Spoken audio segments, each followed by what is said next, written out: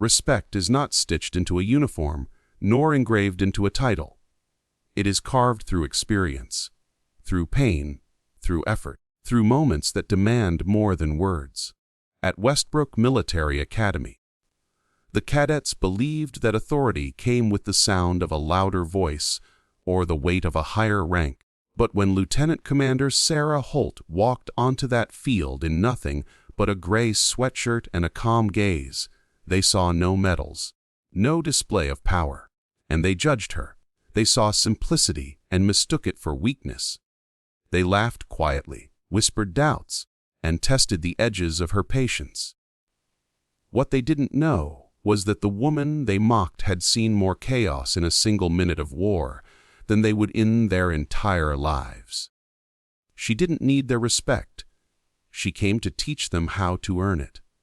From the moment she made them run 12 laps in the freezing dawn, the field became her classroom and the mud became her lesson plan. She didn't demand respect. She invited it to be built. Every step, every order, every punishment carried purpose. She ran beside them, shoulder to shoulder, never raising her voice, never flaunting her past. Her silence was heavier than any speech, her calmness more commanding than any shout. When the cadets began to crumble, gasping for air and dragging their boots through dirt, Holt was there, steady, relentless, untouchable. That was the first lesson. Real leaders don't stand above the struggle. They endure it with their people. Respect is not earned by standing clean on the sidelines. It's earned by stepping into the mud and proving you can survive it. But respect isn't built in a single morning or a single act of strength. It's a slow construction, layer upon layer of consistency, humility, and resilience. When Holt caught Cadet Danner mocking her behind her back, she didn't punish him with fury, she punished him with endurance. More laps, more sweat, more lessons. And as his pride shattered under the weight of exhaustion, something changed. He saw that Holt wasn't trying to humiliate him. She was trying to make him better. The mud stripped away ego, leaving only raw truth. In that dirt, Danner began to understand the difference between arrogance and confidence, between command and leadership. Respect doesn't bloom in comfort. It grows where pride dies, where you are forced to look at yourself honestly and realize you're not as strong as you thought. When the truth of Holt's identity was revealed, a Navy SEAL, a veteran of missions, whispered about, but never detailed. The entire academy froze. The same cadets who had laughed at her were now silent, faces pale with shock and shame. Yet Holt never gloated, never reminded them of their mistakes. She didn't need to. The mud had already done the teaching. The field had already broken their arrogance and replaced it with reverence. They saw in her the embodiment of what they had pretended to be: disciplined, fearless, and composed under pressure. Respect, they realized, was not granted by titles or stories. It was forged in the moments when no one believed in you, and you kept going anyway. In the end, Sarah Holt didn't earn respect because she was a Navy SEAL or because she carried scars and medals hidden from sight. She earned it because she showed up every single day and led with quiet strength. She didn't need to prove her power, she lived it. She didn't need to boast about her past, she demonstrated it through her actions. The mud, the rain, the exhaustion, those were her tools. Through them, she taught her cadets that respect is never inherited. It's fought for, bled for, and earned through humility, endurance, and grace under fire. The cadets who once mocked her would never forget the lesson: ranks fade, titles can lie, but respect, real respect, is born only from the dirt, the discipline, and the determination to rise from both with dignity intact. Discipline is not the enemy of freedom. It is the foundation of it. It is the quiet structure that turns hesitation into confidence and chaos into control. At Westbrook Military Academy, the young cadets believed strength came from bravado, from how loud they could shout or how many push ups they could do before collapsing. But Lieutenant Commander Sarah Holt knew better. She had seen men with muscles fall apart in combat because they lacked mental control. She had seen soldiers who could run miles crumble when fear struck. So when she made her cadets crawl through the mud, run in freezing rain, and endure hours of relentless drills, she wasn't testing their strength. She was teaching them the one skill that keeps you alive when strength runs out: discipline. In the beginning, the cadets resisted. They rolled their eyes, whispered behind her back, and mistook her calm demeanor for weakness. But Holt never wavered. She knew that real discipline doesn't come from comfort. It comes from resistance. Every time they failed to meet her standards, she added another lap. Every time they complained, she pushed them harder. Her voice was steady, her expectations unshakable. She didn't scold, she corrected. She didn't punish, she refined. To her, every drop of sweat, every groan of fatigue, every frustrated sigh was a brick in the bridge that would one day carry them across doubt into mastery. She understood what the cadets did not: that mastery is not about talent. It's about endurance through repetition. As the days passed, the mud became their teacher, and silence became their ally. Holt ran with them, trained with them, suffered with them, but never broke rhythm. Her discipline was unrelenting, but it wasn't cruel. It was purposeful. When Cadet Danner fell to his knees mid-drill, gasping that he couldn't continue, Holt didn't yell. She knelt beside him and said, "Discipline is not about how strong you feel. It's about what you do when you feel nothing left." Those words struck deeper than any punishment.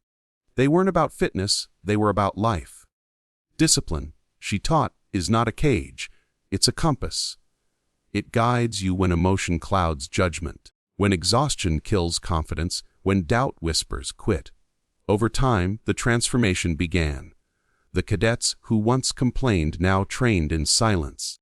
The ones who mocked Holt now mirrored her every command. They began to see that discipline was not a punishment but a path. Their movements became precise, their teamwork sharpened, their endurance deepened. The bridge from doubt to mastery was being built, not overnight, but one repetition at a time, one correction at a time, one painful lesson after another. And Holt, who had crossed that bridge countless times in her own life, through battles, loss, and survival, guided them across it with the patience of a sculptor shaping steel. The cadets didn't just grow stronger, they grew centered. The field stopped being a battlefield and became a proving ground of the spirit. When the final tests came and the cadets faced obstacles that once seemed impossible, they didn't hesitate, they didn't complain. They moved with discipline, calm, focused, unwavering. Holt watched them with quiet pride. She didn't smile, but the satisfaction in her eyes was unmistakable. They had finally understood the truth that discipline is the bridge between who you are and who you are meant to become. It doesn't care about your mood, your fear, or your doubt. It demands commitment when motivation dies. And those who learn to cross that bridge, step by step, through mud, sweat, and pain, find mastery not just in their craft, but in themselves. True power doesn't roar. It doesn't demand attention or validation. It walks quietly, moves deliberately, and commands respect without ever asking for it. Lieutenant Commander Sarah Holt embodied that kind of power, the kind forged in silence, refined by endurance, and proven through action. When she first arrived at Westbrook Military Academy, there were no announcements, no decorated introductions. She stood before the cadets without rank on her uniform, without the shine of medals, and yet there was something in her calm gaze that unsettled them. Her silence carried weight. Her presence filled the space with a quiet authority that no shouting officer could ever replicate. But the cadets, young and untested, mistook composure for weakness. They whispered, mocked, and doubted her, believing that real power had to be loud. They were wrong. From the first drill, Holt's lessons began, not through speeches, but through demonstration. She didn't yell at her cadets to run faster. She ran beside them. She didn't threaten them into discipline. She inspired it through consistency. Every movement, every command, every gesture was precise. When the cadets faltered, she didn't lash out. She corrected them with calm precision that was more intimidating than anger. There was no ego in her tone, only authority earned through countless trials. Even in mud, rain, and exhaustion, Holt's silence spoke volumes. It said, "I've been where you are. I've endured worse than this, and I'm still standing." That kind of power doesn't need applause. It needs no audience. It simply exists solid, unshakable, and unbothered by doubt. But power like that is not easily understood, especially by those who have never been tested. The cadets pushed back, trying to provoke emotion, trying to measure the limits of her patience. One day, in a moment of frustration, Cadet Danner shoved her shoulder, sneering that she didn't know what real struggle felt like. The world seemed to freeze. The rain fell harder. Holt didn't shout, didn't retaliate. She simply looked at him, not with anger, but with a kind of piercing disappointment that silenced the entire field. Then she said softly, "You just made the mistake that many never live to correct." And in that moment, the tone shifted. Power had spoken, not through rage, but through restraint. The cadets would remember that look, that voice, for the rest of their lives. Real power doesn't respond to disrespect with fury. It teaches through composure. When the truth of her past finally surfaced, that she was a decorated Navy SEAL, a survivor of missions that defined courage, the cadets' understanding shattered. Every calm command, every measured step, every silent glance suddenly made sense. Holt had led men through fire, carried wounded teammates under gunfire, and survived where chaos consumed others. And yet, she carried none of that with pride or arrogance. Her strength was quiet, her leadership invisible to those who only understood noise. The cadets who once mocked her now stood speechless, realizing that true power does not boast about its battles. It carries them in silence, teaching through example, not explanation. Holt had never needed to prove herself. Her endurance was proof enough. By the end of training, every cadet had learned what Holt had known all along, that true power doesn't come from rank, control, or fear. It comes from mastery over oneself. The strongest leaders are not those who dominate others, but those who conquer their own anger, ego, and pain. Holt's silence had taught them more than words ever could. Her calm under pressure became their example. Her patience under disrespect became their lesson. Power, they finally understood, isn't about how loudly you command, but how deeply you inspire. It doesn't shout. It shapes. It doesn't break under pressure. It becomes the foundation others stand on. And in the quiet strength of Sarah Holt, they discovered the truth that would stay with them forever. The loudest voice in the room is rarely the most powerful. The one that endures in silence, teaches without pride, and leads by example, always is.